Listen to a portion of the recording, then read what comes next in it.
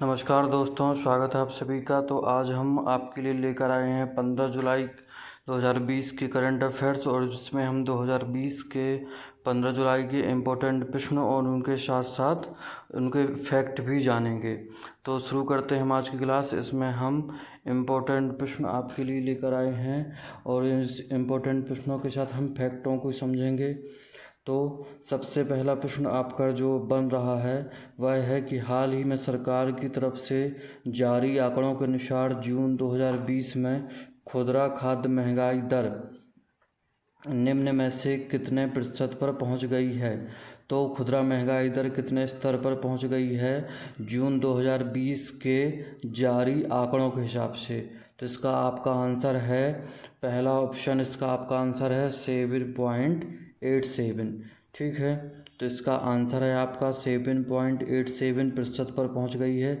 अब हम इसका क्या करते हैं, फैक्ट जानते हैं।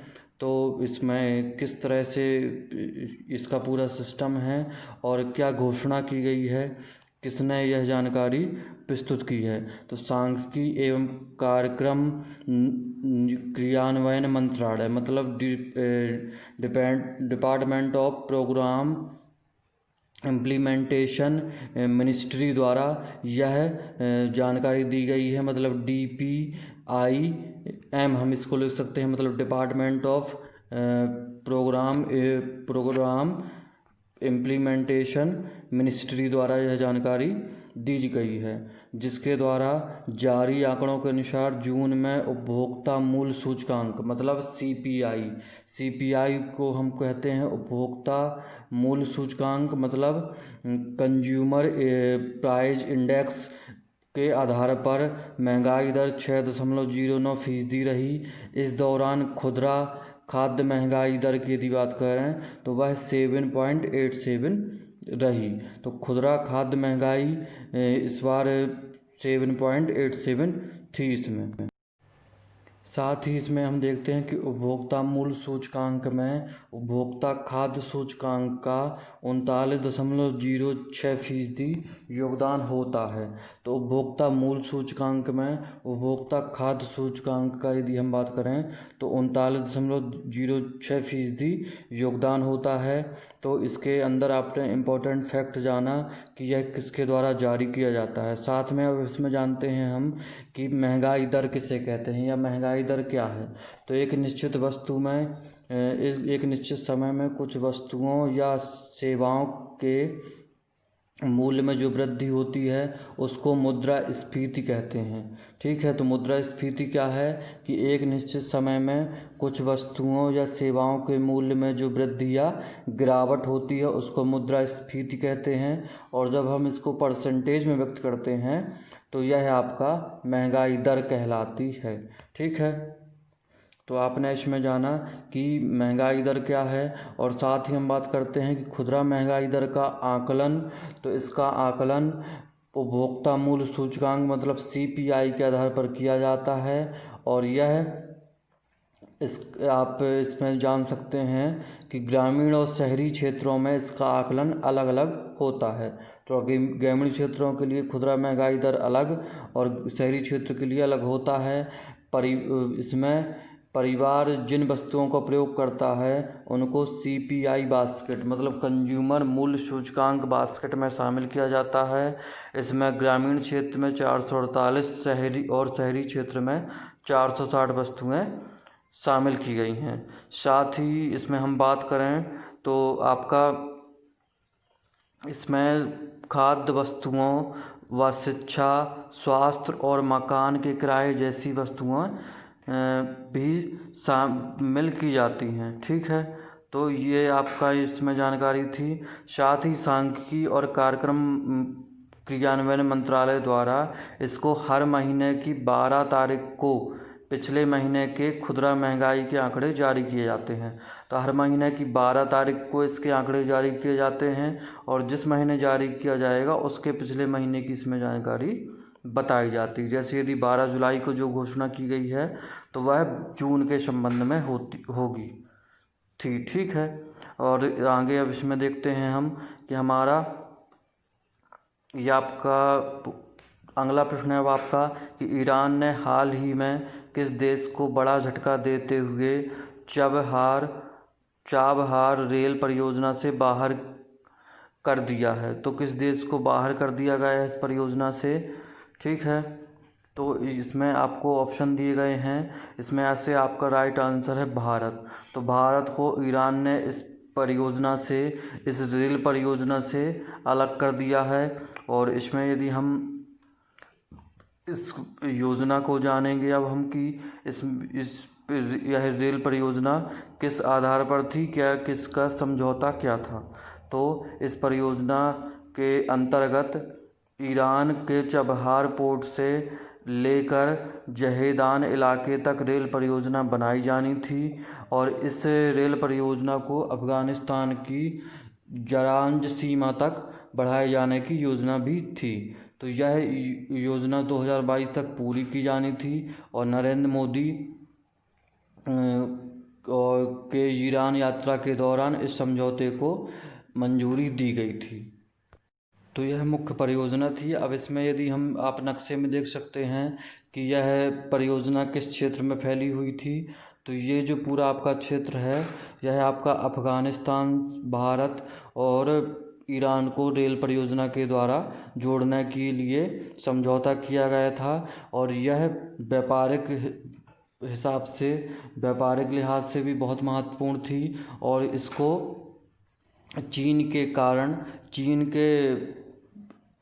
चीन से भारत के विरोध के कारण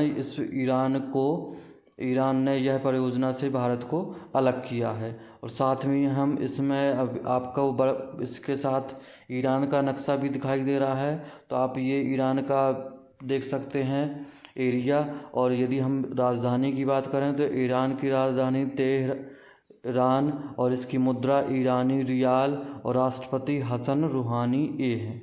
तो ये एक इम्पोर्टेंट जानकारी थी आपकी, ठीक है। और इसमें ईरान ने इस परियोजना से भारत को अलग करने का फैसला लिया है। यह एक इम्पोर्टेंट न्यूज़ थी। अब इसमें हम देखते हैं कि हाल ही में किस दिग्गज हॉकी खिलाड़ी को मोहन बागान लाइफ अचीवमेंट पुरस्कार से सम्मानित किया गया। तो किस हॉकी खिलाड़ी को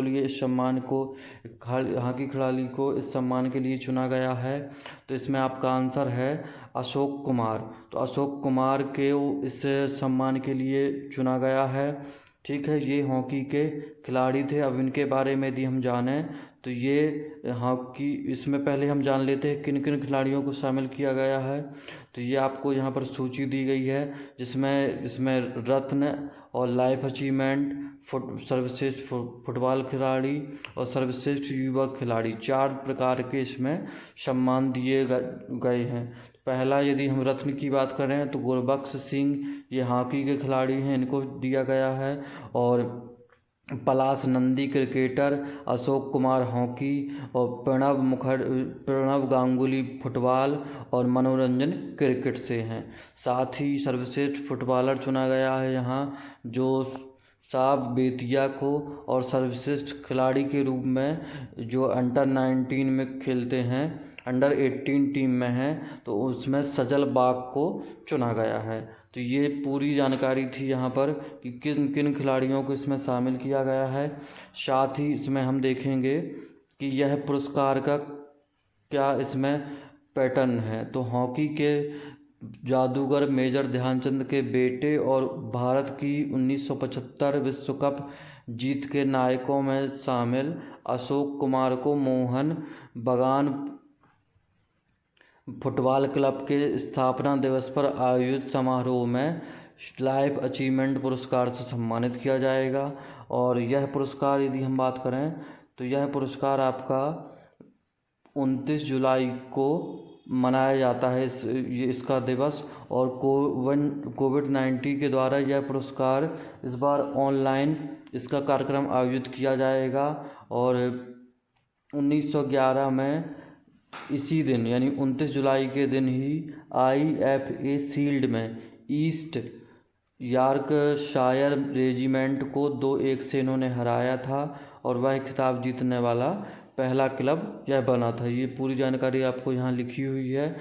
साथ ही इसमें हम देखें कि आपको पूरी जानकारी यहाँ पर बताई गई है। तो इम्पोर्टेंट जानकारी आपकी यही है कि अशोक कुमार को इसके लाइफ अचीवमेंट पुरस्कार के लिए चुना गया है और यह पुरस्कार 29 जुलाई को दिया जाता है।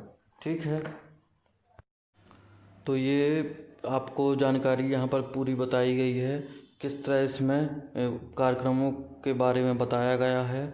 ठीक है, और ये यदि हम इनकी बात करें, अब हम आगे देखते हैं कि 4th क्वेश्चन है आपका कि हाल ही में केंद्रीय सशस्त्र बल द्वारा आयोजित अखिल भारतीय पौधारोपण अभियान में किस केंद्रीय मंत्री ने शिरकत की। तो किस केंद्रीय मंत्री ने सीआरपीएफ द्वारा आयोजित कार्यक्रम में भाग लिया।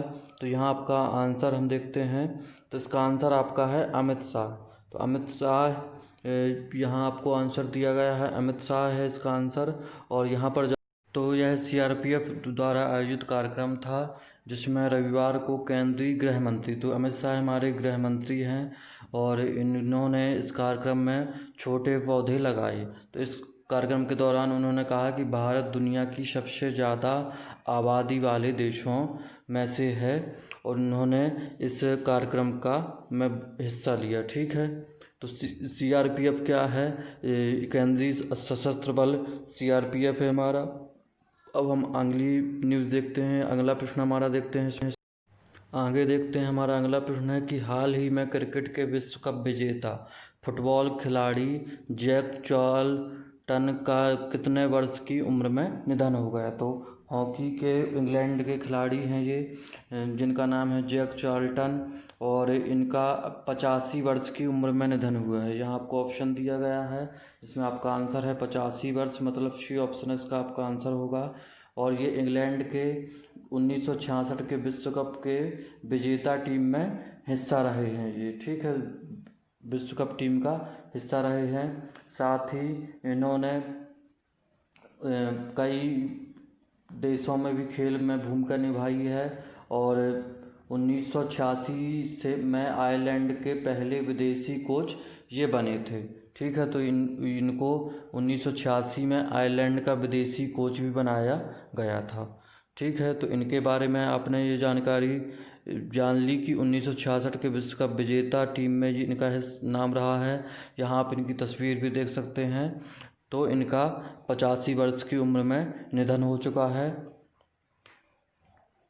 हमारा अगला प्रश्न है कि लियोनस मेसी एक सीज़न में कितने अधिक गोल असिस्ट करने वाले पहले खिलाड़ी बन गए हैं। तो कितने अधिक गोल इन्होंने किए हैं, तो 20 से अधिक गोल इन्होंने किए हैं। यहाँ पर हम इनके बारे में न्यूज़ देखते हैं, जानकारी देखते हैं। तो अर्जेंटीना के ये खिलाड़ी हैं, इन्होंने एक सीज़न में 22 गोल दागे और जबकि 20 बार असिस्ट किया।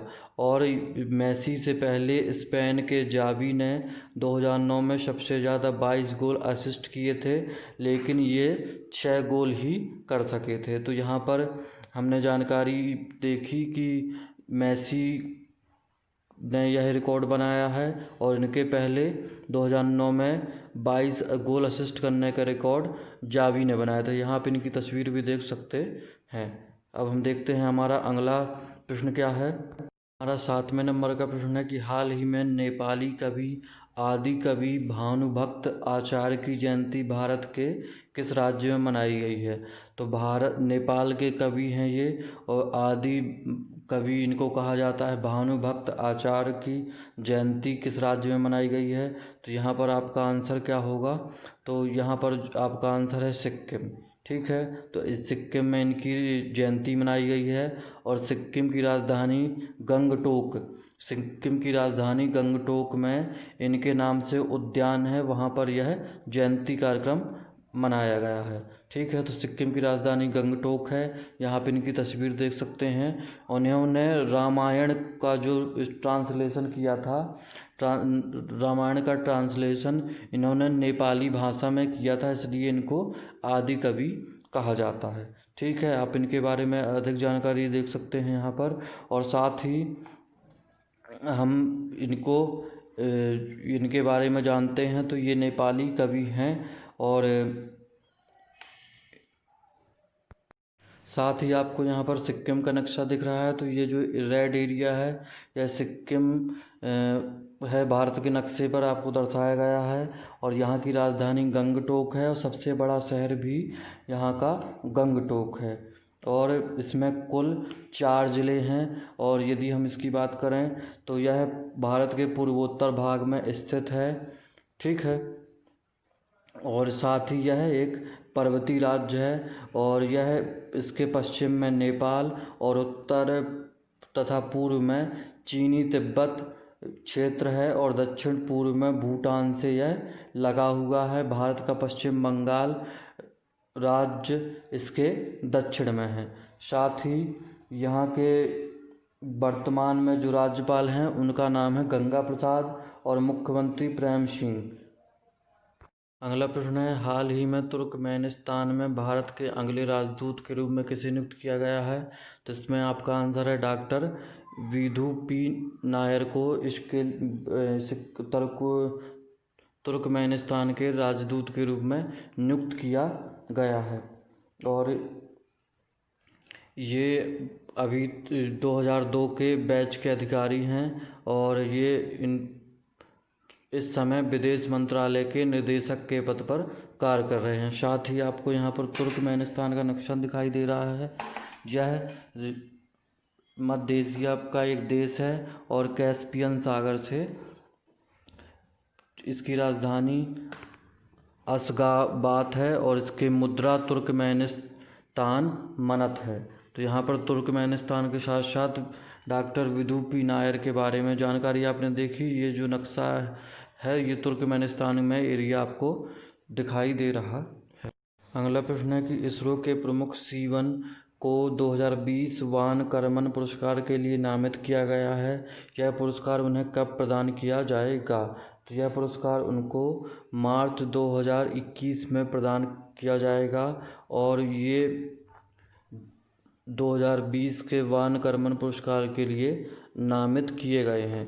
तो यहाँ पर आपका आंसर होगा कि मार्च 2021, मतलब सी ऑप्शन इसका आंसर आपका सही होगा।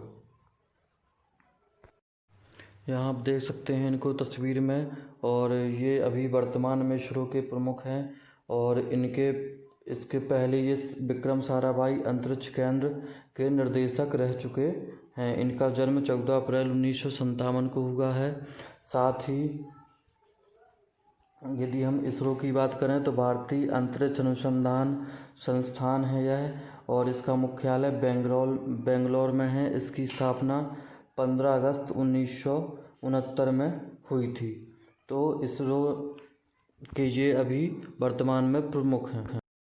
अब हमारा नेक्स्ट क्वेश्चन है कि हाल ही में EIU द्वारा जारी कैंसर नियंत्रण की तैयारी में एशिया पैसिफिक देशों की रैंकिंग में भारत का स्थान कौन सा रहा? तो EIU का फुल फॉर्म है इकोनॉमिस्ट इंटेलिजेंस यूनिट, और इसको कैंसर के नियंत्रण में देशों की रैंकिंग के हिसाब से बांटा गया है। तो एशिया में आपको बताना है तो इसमें भारत का स्थान कौन सा रहा है, ठीक है। तो इसका आंसर है आपका, तो इसमें भारत का स्थान 8वां रहा है। साथ ही इसमें ऑस्ट्रेलिया पहले नंबर पर, दक्षिण कोरिया दूसरे नंबर पर और मलेशिया तीसरे नंबर पर, और भारत को 8वें नंबर पर रखा गया है। यह बोर्ड आपको कैंसर के नियंत्रण में देश की स्थिति के बारे में बताता है।